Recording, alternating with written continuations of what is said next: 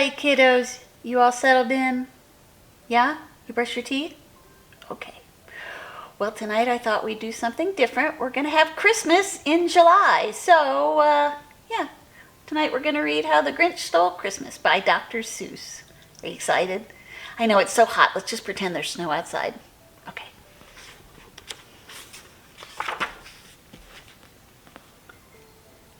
Every Who down in Whoville liked Christmas a lot. But the Grinch, who lived just north of Whoville, did not. The Grinch hated Christmas, the whole Christmas season. Now please don't ask why. No one quite knows the reason. It could be his head wasn't screwed on just right. It could be, perhaps, that his shoes were too tight. But I think that the most likely reason of all may have been that his heart was 2 sizes too small. But whatever the reason, his heart or his shoes, he stood there on Christmas Eve, hating the Whos, staring down from his cave with a sour, Grinchy frown at the warm, lighted windows below in their town. For he knew every Who down in Whoville beneath was busy now, hanging a mistletoe wreath. And they're hanging their stockings, he snarled with a sneer. Tomorrow is Christmas. It's practically here. Then he growled, with his Grinch fingers nervously drumming, I must find some way to stop Christmas from coming. For tomorrow, he knew, all the Who girls and boys would wake bright and early. They'd rush for their toys. And then, the noise. The noise. That's one thing he hated. The noise. Then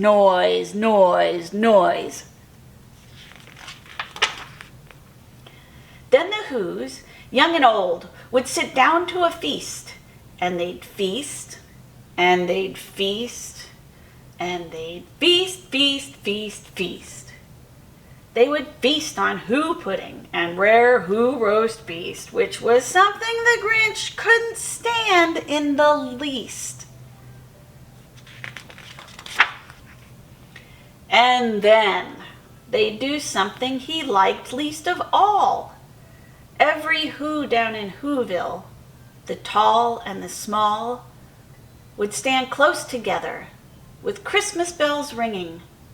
They'd stand hand in hand, and the Whos would start singing.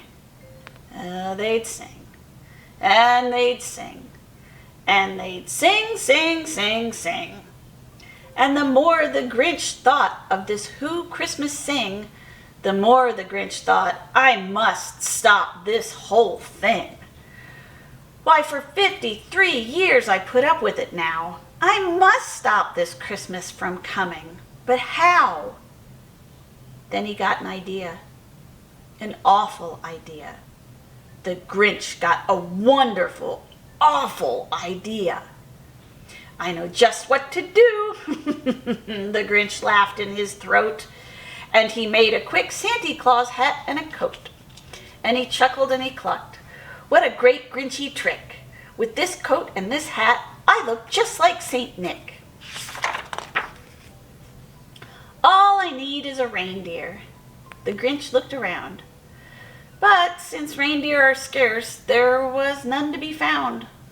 Did that stop the old Grinch? No.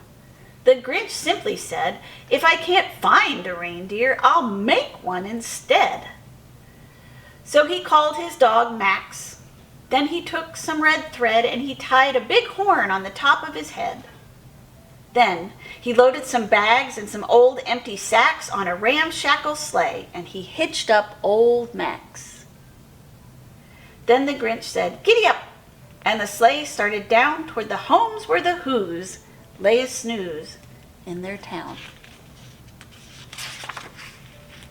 All their windows were dark. Quiet snow filled the air. All the Whos were all dreaming sweet dreams without care when he came to the first little house on the square. "This is stop number 1, old Grinchy Claus hissed as he climbed to the roof, empty bags in his fist. Then he slid down the chimney, a rather tight pinch, but if Santa could do it, then so could the Grinch. He got stuck only once, for a moment or two. Then he stuck his head out of the fireplace flue where the little Who stockings all hung in a row. "These stockings," he grinned, "are the first things to go." Then he slithered and slunk, with a smile most unpleasant, around the whole room, and he took every present. Pop guns and bicycles, roller skates, drums, checkerboards, tricycles, popcorn, and plums. And he stuffed them in bags. Then the Grinch very nimbly stuffed all the bags, one by one, up the chimbley. Then he slunk to the icebox. He took the Who's feast. He took the Who pudding. He took the roast beast. He cleaned out that icebox as quick as a flash.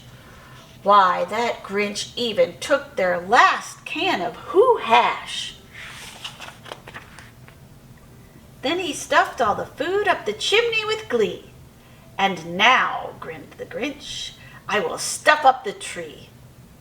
And the Grinch grabbed the tree and he started to shove when he heard a small sound like the coo of a dove. He turned around fast and he saw a small Who, little Cindy Lou who was not more than 2. The Grinch had been caught by this tiny Who daughter who'd gotten out of bed for a cup of cold water. She stared at the Grinch and said, "Santa Claus, why? Why are you taking our Christmas tree? Why?"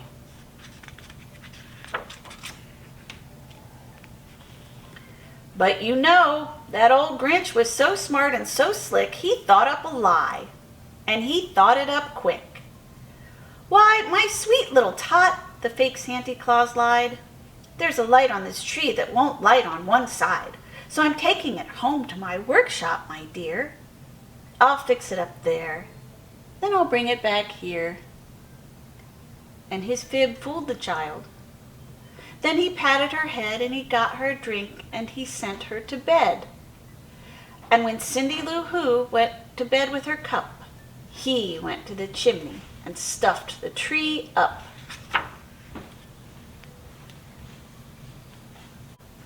Then the last thing he took was the log for their fire. Then he went up the chimney himself, the old liar.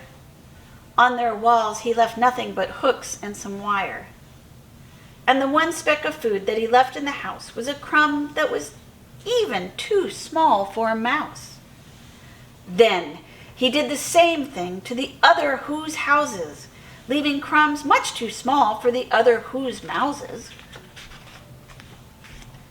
It was 1:15, all the Who's still abed, all the Who's still a snooze when he packed up his sled, packed it up with their presents, the ribbons, the wrappings, the tags and the tinsel, the trimmings, the trappings. 3,000 feet up the side of Mount Crumpet, he rode with his load to the tip-top to dump it. "Pooh-pooh to the Who's," he was Grinchishly humming. "They're finding out now that no Christmas is coming. They're just waking up. I know just what they'll do. Their mouths will hang open a minute or two, then the Who's down in Whoville will all cry, boo-hoo." "That's a noise," grinned the Grinch, "I simply must hear."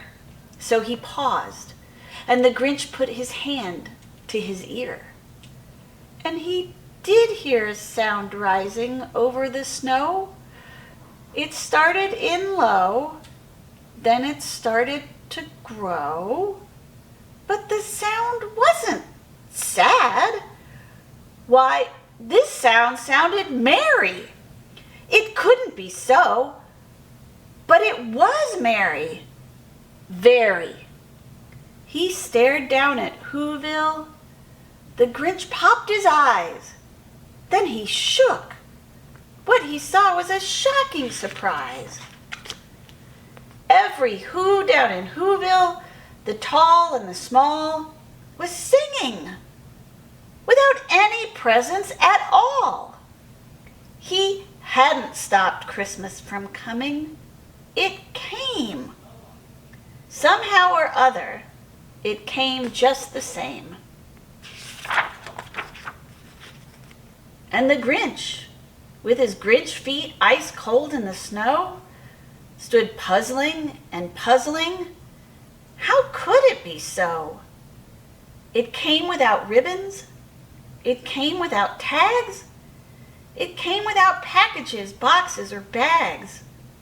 And he puzzled 3 hours till his puzzler was sore. Then the Grinch thought of something he hadn't before. Maybe Christmas, he thought, doesn't come from a store. Maybe Christmas, perhaps, means a little bit more. And what happened then? Well, in Whoville they say that the Grinch's small heart grew 3 sizes that day. And the minute his heart didn't feel quite so tight, he whizzed with his load through the bright morning light, and he brought back the toys and the food for the feast, and he